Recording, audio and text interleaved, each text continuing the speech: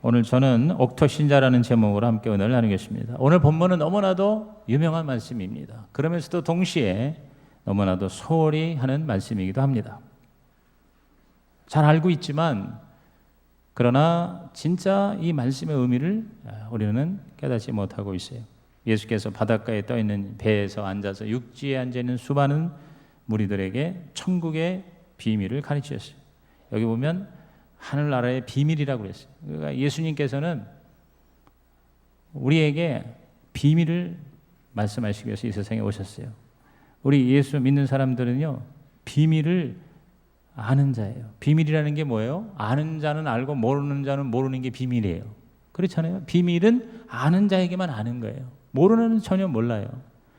여러분, 교회 밖에 불신자들에게 예수님의 십자가, 복음, 이것은 비밀일 수밖에 없어요. 우리는 알지만 그들은 모르는 거예요. 오늘 예수님께서 저와 여러분에게 가르친 것이 우리 듣는 자에게만 정확하게 알 수 있는 비밀이 되기를 주의 이름으로 축원합니다. 우리는 비밀을 가진 자예요. 따라합시다. 나는 하늘나라 비밀을 가진 자다.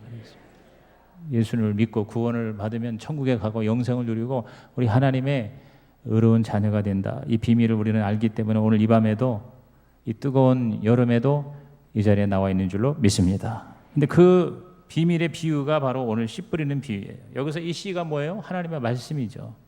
수없이 듣는 하나님의 말씀이에요. 씨 뿌리는 농부는 바로 하나님이십니다.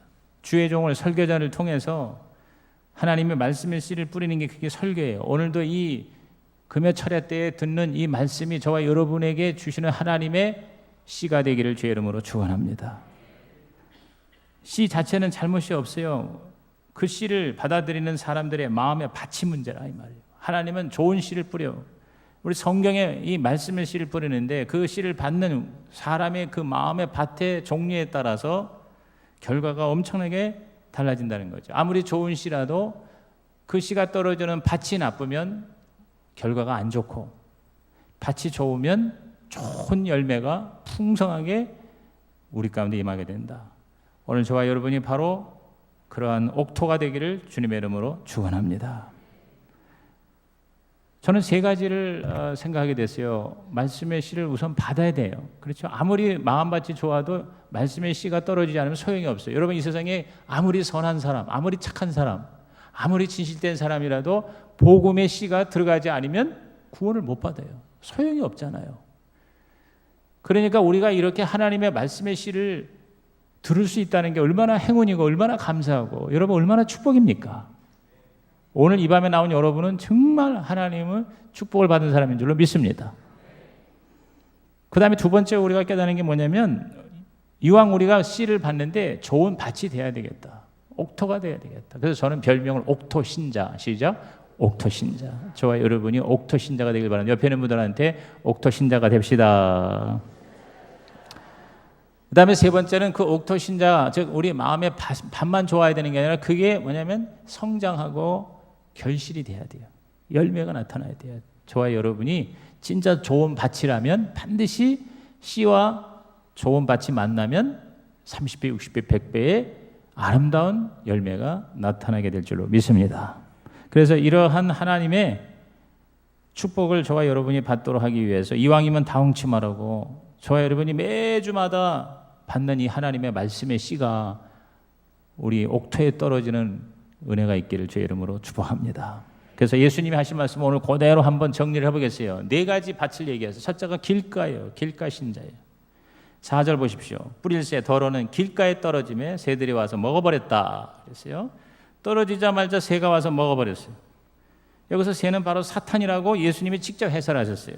나중에 이 비유가 뭡니까? 라고 질문 받으셨을 때 예수께서 하나씩 하나씩 해설해 주셨는데 어려운 게 아니죠. 13절에 말씀이 길가에 뿌려졌다는 것은 이들을 가리킴이니 곧 말씀을 들었을 때 사탄이 즉시 와서 그들에게 뿌려진 말씀을 빼앗는 것이다 그랬어요. 여러분, 씨가 떨어졌는데 밭에 떨어져야지 길가에 떨어지면 그건 최악이죠. 최악. 그렇죠? 길가라는 게 뭐예요? 사람이 다니는 길이죠. 그러니까 세상을 말하는 거예요. 세상으로 가득 찬 마음을 말하는 거예요. 하나님하고는 관계가 없는 거죠. 길가는 정식 밭이 아니잖아요. 길가 신자라는 게 뭡니까? 바로 믿는 거는 같은데 사실은 밭이 못 되고 있어요. 믿음의 밭이 없는 거예요. 성경에 보면은 무늬만 크리스찬이라는, 즉 세속적인 그리스도인이다.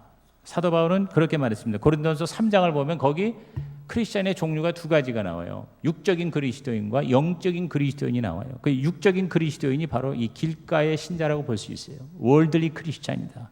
고린도전서 3장 3절 보면 너희는 아직도 육신에 속한 자로다. 너희 가운데 시기와 분쟁이 있으니 어찌 육신에 속하여 사람을 따라 행함이 아니리요 그랬어요. 그러니까 타락한 인간 그대로 따라서 하는 거예요. 예수를 믿긴 믿는데 시기하고 분쟁이고, 그러니까 안 믿는 사람이나 다를 게 없어요. 세상 사람과 다를 게 없는 그런 신자를 육신에 속한 자다, 그렇게 얘기를 했어요. 세상과 하나님하고 양다리 걸치는 모습이죠. 어떤 면에서는 밭이 아니기 때문에, 길가이기 때문에 아직 구원의 단계도 들어오지 못한, 즉 회심과 중생과 거듭남의 구원의 체험이 없는 그러한, 영어로 말하면 나미널 크리스천, 즉 이름뿐인 그리스도인이 바로 이 길가 신자가 아닐까 생각을 해요. 여러분, 교회 안에도요, 교회는 다니는데 뭐 예를 들어서 뭐 부모가 다니니까 어렸을 때 다니기도 하고, 또 어떤 계기가 돼가지고 교회를 왔는데 그냥 계속 습관적으로 다녀요. 그런데 진짜 예수님을 개인적으로 만난 구원의 확실한 체험이 없는 교인들이 있을 수 있어요, 없어요? 있을 수 있어요. 그래서 그런 말이 있어요. 교회 안에서도 전도가 필요하다 하는 말을 하는 거예요. 교회 안에서도 전도를 해야 된다. 그게 뭐냐면 진짜 예수의 십자가 복음을 정확하게 이해하고 깨닫고 예수님을 나의 인격적인 그리스도로 구세주로 영접하지 못하고 교회만 왔다 갔다 하는, 흔히 그 교회들만 받는 사람이라는 게 바로 그런 사람이라고 보는 거죠. 그래서 이런 부흥회 같은 게 필요하고요.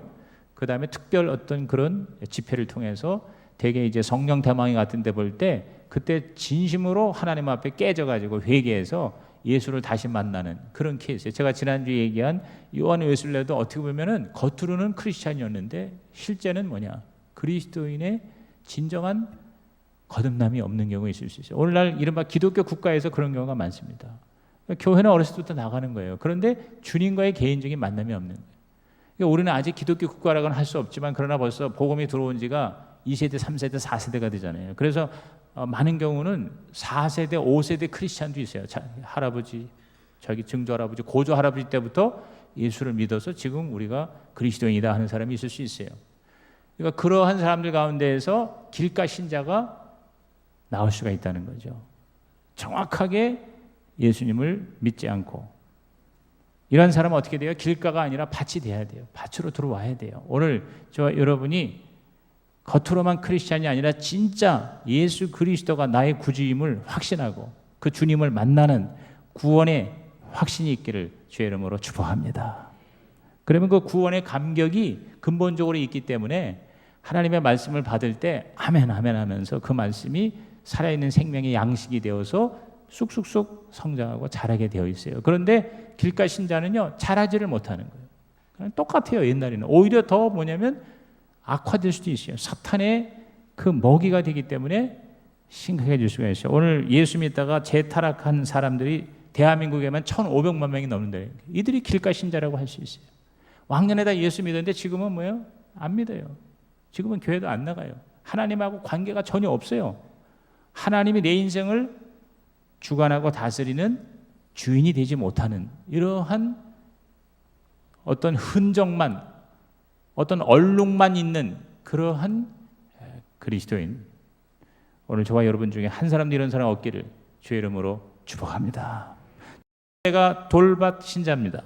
자, 5절과 6절을 한번 읽어볼까요? 더러는 흙이 얕은 돌밭에 떨어짐에 흙이 깊지 아니하므로 곧 싹이 나오는 해가 돋은 후에 타서 뿌리가 없으므로 말랐다. 이 돌밭이라는 말이 나오잖아요. 돌밭이라는 게 말 그대로 흙이 없으니까 씨가 떨어져도 그 돌 틈에 있는 거예요. 그러니까 태양이라는 생명의 요소가 오히려 그 씨를 죽이는 그러한 치명적인 파멸 요소가 되는 거죠. 말씀이 유익이 되지 못하고 오히려 상처가 되는 거죠. 말씀의 기반이 없어서 감정과 환경에 좌우되는 마음밭이 바로 돌밭이라고 볼 수 있어요. 그래서 예수님이 이렇게 설명하셨어요. 16절과 17절 보세요. 또 이와 같이 돌밭에 뿌려졌다는 것은 이들을 가리키미니 곧 말씀을 들을 때 즉시 기쁨으로 받으나 그 속에 뿌리가 없어 잠깐 견디다가 말씀으로 인하여 환난이나 박해가 일어나는 때에는 곧 넘어지는 자라 그랬어요. 그러니까 조금만 어려워도 이걸 못 견디는 거예요. 부담스러운 말씀, 돌받치기 때문에 흡수되지 않고 튕겨버리는 거예요. 이렇게 말씀이 튕겨나가는 거예요. 성령님의 쟁기로 이것이 돌이 깨지고 부서지고 해서 이것이 옥토가 돼야 되는데 진정한 회개가 없고 진정한 믿음이 없기 때문에 굉장히 기분이 좋고 은혜가 되고 상당히 유익한 것 같은데 그러나 근본적으로 생명의 타치가 임하지 못하는 그런 마음밭이라고 볼 수가 있는 것이죠. 이렇게 막 굳은 땅을 쟁기로 갈아가지고 부들부들하게 만들어져야 되는데 여전히 내 마음이 굳어요. 여러 가지 이유가 있을 수 있겠죠. 내 자존심 때문에도 있을 수 있겠고 또한 자신의 어떤 숨겨놓은 죄 때문에도 돌밭이 될 수도 있다는 겁니다. 그러므로 오늘 저와 여러분 하나님 앞에 진짜 은혜가 되기 위해서는 아무리 말씀이 좋아도 내가 하나님 앞에 진정한 회개가 있지 않으면 그 말씀이 나에게 뿌리를 내리지 못하는구나. 그러므로 하나님 앞에 나와서 여러분 말씀 받을 때에는 어디 한번 들어보자가 아니라 그건 돌밭이에요. 하나님 앞에 가슴을 치면서 하나님 저를 불쌍히 여겨 주옵소서 이렇게 참회하고 회개하는 그런 기도와 그러한 마음의 준비가 될 때 하나님의 말씀이 여러분에게 진정한 결실로 나타나게 될 줄로 믿습니다. 그러니까 여러분께서 그냥 준비되지 않은 상태에서 말씀을 들으면 좋은 거는 같은데 잠깐 좋은 거는 같은데 금방 사라져 버리는 거예요. 그렇죠? 그래서 여러분께서 좀 일찌감치 오셔서 찬양을 많이 부르고 그리고 하나님 앞에 회개의 기도, 참회의 기도. 그래서 이제 어느 이런 어떤 예배 예전이 강한 교회에서는 반드시 공식적으로 하나님 말씀 듣기 전에 참회의 기도의 시간을 가져요. 그렇죠? 회개의 기도 시간을 아예 예배 시간 순서에다 넣는 경우가 있습니다만 우리들은 이제 일어나서 설교 듣기 전에 하나님 앞에 기도할 때 그때 여러분이 제일 먼저 드리는 기도가 하나님 앞에 회개하는 기도를 드림으로 여러분의 마음밭이 돌처럼 딱딱하지 않고 그래서 말씀이 튕겨나가지 않고 부들부들해져 가지고 말씀이 떨어지기만 해도 하나님의 생명의 은혜가 뿌리를 내리는 아름다운 신자가 되기를 주의 이름으로 축원합니다. 세 번째 신자를 가시떨기 신자라고 주님은 말씀하셨어요. 7절을 보실까요? 더러는 가시떨기에 떨어짐에 가시가 자라 기운을 막음으로 결실하지 못하였다 그랬어요. 여러분 이 가시떨기는 위로는 햇빛을 차단합니다. 햇빛을 가려요. 그러니까 햇빛이 적당히 내려와야 되는데 돌밭은 아예 그냥 너무 햇빛이 씌어가지고 타서 말라버리고 가시떨기 속에 갇힌 씨앗은 햇빛을 못 받아가지고 또 말라 죽는 거예요. 그리고 이 가시는요 아주 그냥 엄청난 이 생명력 안 좋은 생명력이 강하잖아요. 이 잡초, 가시 이런 것들은요 그냥 있는 대로 그 영양분을 다 뽑아서 자기가 먹는단 말이에요. 그러니까 그 밑에 있는 영양분들을 몽땅 가시가 다 흡수하니까 떨어진 씨앗이 먹을 영양소가 남아있질 못하는 거죠. 그것을 주님은 뭐라고 했어요? 18절과 19절에 어떤 이는 가시떨기에 뿌려진 자니 이들은 말씀을 듣기는 하되 세상의 염려와 재물의 유혹과 기타 욕심이 들어와 말씀을 막아 결실하지 못하게 되는 자라 그랬어요. 그러니까 은혜가 지속은 되는데 이게 그냥 항상 거기에 갇혀 있는 거예요. 길가는 아예 이거는 그냥 먹어버리고 돌밭은 잠깐 은혜는 받는 것 같은데 그런데 그냥 사라져 버리는데 가시떨기는 있기는 있는데 이게 뭐냐면 가시로 말미암아 이 가시를 예수님은 세상의 염려, 재물의 유혹, 기타 욕심이라 그랬어요. 그러니까 세상의 그 엄청난 죄의 파도로 말미암아 이게 뭐냐면 꼼짝없이 갇혀 있는 거예요. 이게 좀 자라야 되는데 발화가 돼서 성장을 해서 잎이 무성해서 그래서 거기서 이제 열매가 맺어져야 되는데 그런 성장이 도대체가 되지 않는. 그러니까 영어로 트랩이라는 거예요. 이렇게 아주 꽉 이렇게 잡히는 거예요. 덫에 걸리는 거예요. 그러한 상태를 가시떨기 신자다 이렇게 주님은 말씀하셨어요. 염려라든가 유혹이라든가 욕심 이런 것들이 다 뭡니까? 부정적인 감정이죠. 오늘 저와 여러분께서 겉으로는 참 멋있어요. 아주 고상한 것 같고 또 교회 경력도 있고 직분도 받았고 또 배운 것도 많고 가진 것도 많지만 그러나 이 가시떨기에 완전히 우리가 둘러싸여 가지고 그래서 그 부정적인 감정 때문에 결국 실제적인 결실이 없는 자가 있어요. 이런 사람의 특징이 뭐냐면 평생 예수를 믿지만 자기 혼자만 구원을 받는 경우가 많아요. 다시 말해서 영적인 재생산이 일어나질 않아요. 완전히 죽어버리는 건 아니야. 그런데 살아는 있어. 근데 그 가시 떨기에 완전히 덮여 있어서 재생산이 안 되는 거예요. 열매가 나타나야 되는데, 오늘 저와 여러분 가시떨기 신자 같은 모양이라면 이 밤에 하나님 앞에 부르짖어 기도함으로 옥토로 변화되기를 주의 이름으로 축복합니다. 마지막 네 번째가 뭐냐? 좋은 땅, 옥토예요, 옥토.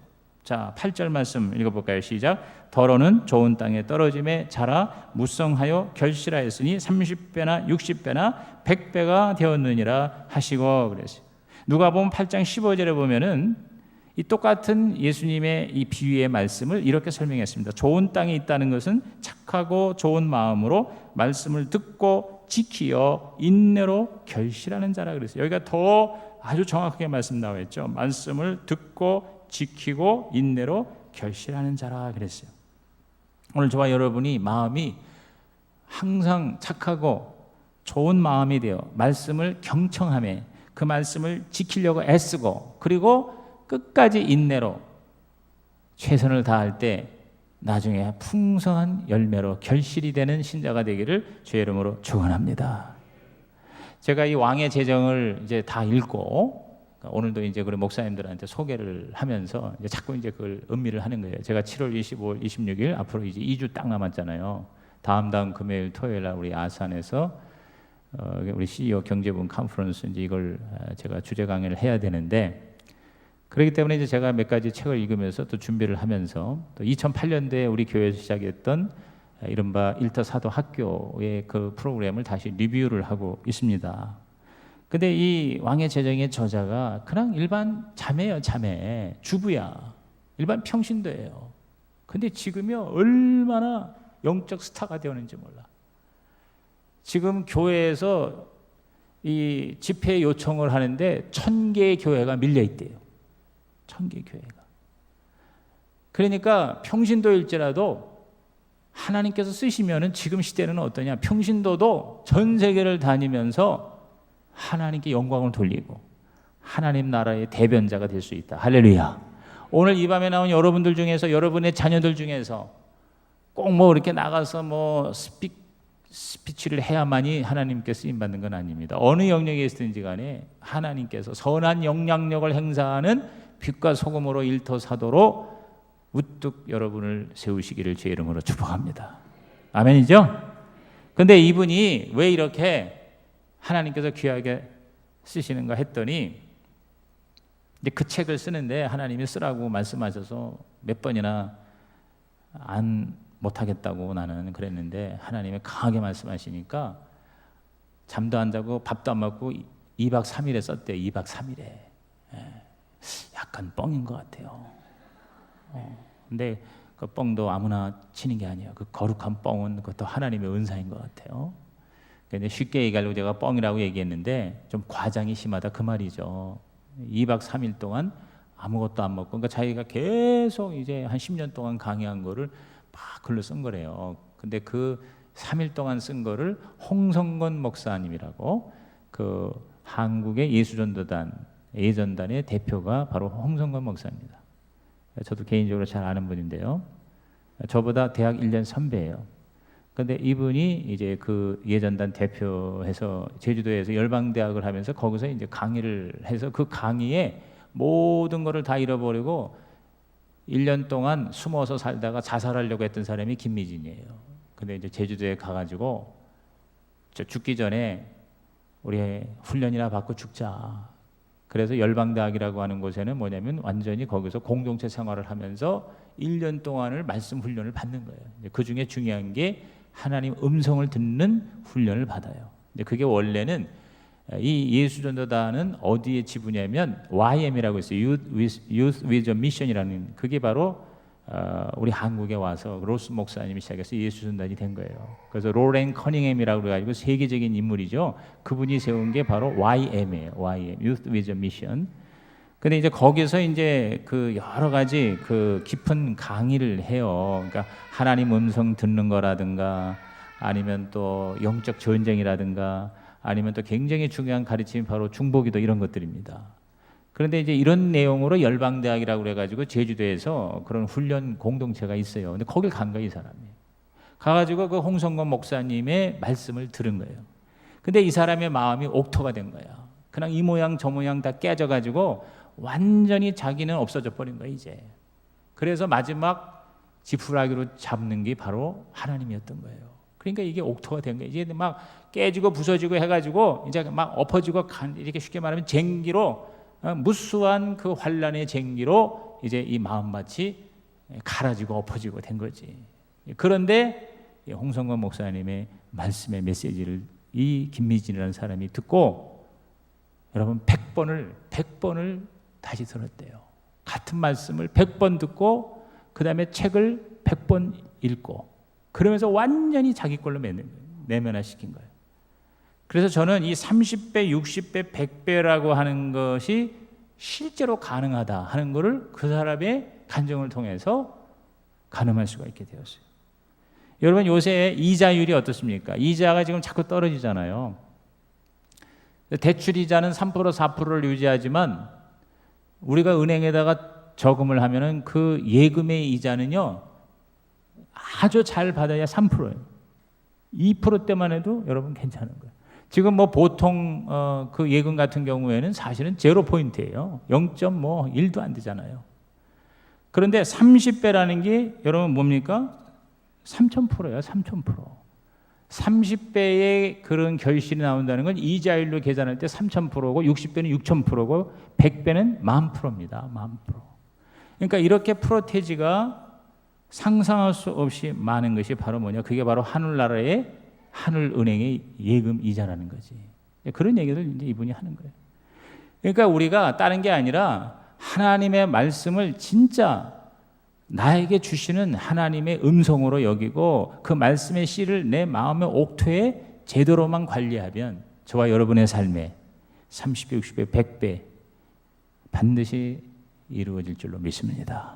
오늘 우리 이 말씀을 이 인간 목사가 전해주는 게 아니라 예수님이 하신 말씀이니까 저와 여러분이 한번 믿자의 본전 확실하게 믿고 여러분의 마음밭을 다시 바꾸는, 여러분의 마음을 길가나 돌밭이나 가시떨기라면 이것을 다 십자가에서 못 받고 제하여버리고 다 좋은 땅이 옥토가 되는 이 밤이 되기를 주의 이름으로 축원합니다. 말씀을 듣고 받고 결실하는, 그래서 성경은 이 배가의 원칙, 승법 번식의 원리로 충만하죠. 하나님이 만드신 것은 모두가 다 배가 원칙과 재생산의 법칙이 적용됩니다.